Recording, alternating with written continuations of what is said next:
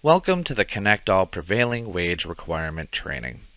On April 9th, 2022, Labor Law Article 8, Section 224-E became effective, subjecting covered broadband projects to the prevailing wage requirements of Article 8.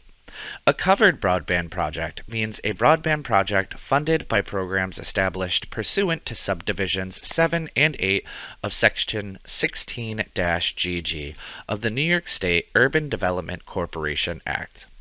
The law also requires that the New York State Department of Labor shall make the training and resources available to assist minority and women-owned business enterprises and service disabled veteran-owned business enterprises undertaking covered broadband projects to achieve and maintain compliance with prevailing wage requirements. This training will cover what types of projects are included, what prevailing wage is, the main requirements, additional requirements, and regional office information. A broadband project receiving any grant funding through either the ConnectAll Development Program or ConnectAll Municipal Assistance Program will be subject to the prevailing wage requirements of Article 8.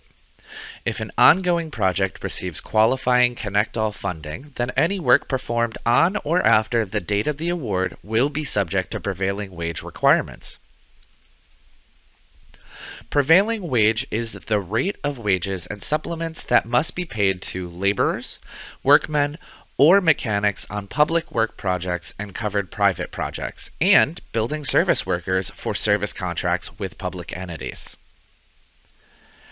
The information that follows should help you achieve and maintain compliance with prevailing wage requirements, as well as provide resources to get answers to any questions you may still have. The first step is to ensure employees are paid the proper prevailing wage. To do this, you have to determine a classification based on the work they are performing. This can be tricky, and the Department of Labor makes the final determination on proper employee classification. So if you are unsure, please call one of the contacts listed at the end of this training. The next step is to ensure employees are paid correctly is to find the prevailing wage and supplements that correspond with the employee classification.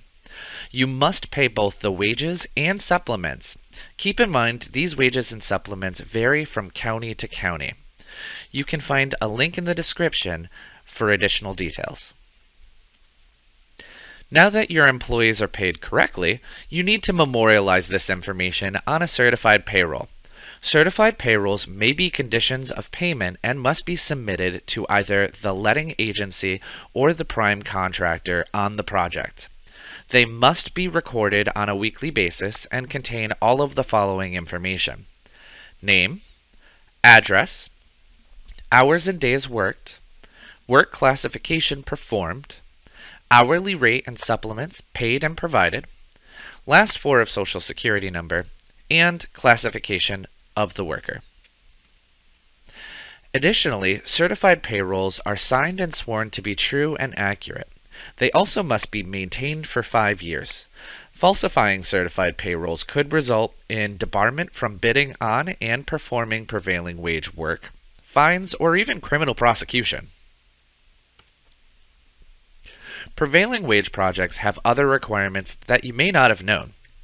These include frequency of pay, special overtime rules for OT and holiday rates, as well as required on-site postings and OSHA 10-hour training requirements.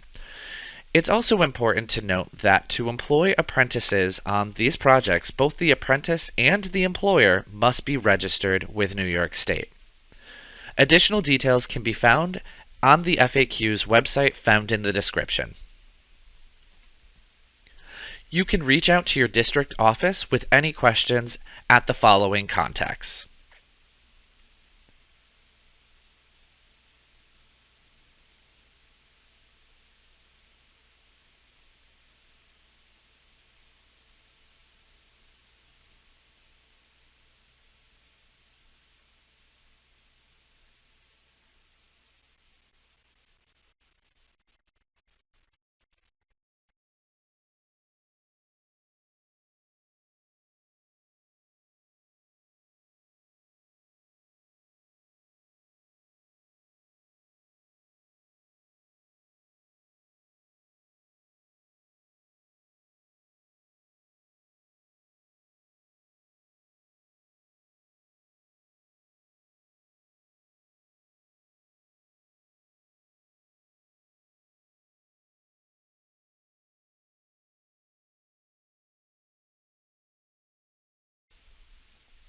In addition to contacting the applicable regional office, you can find more information on the DOL Prevailing Wage website found in the description.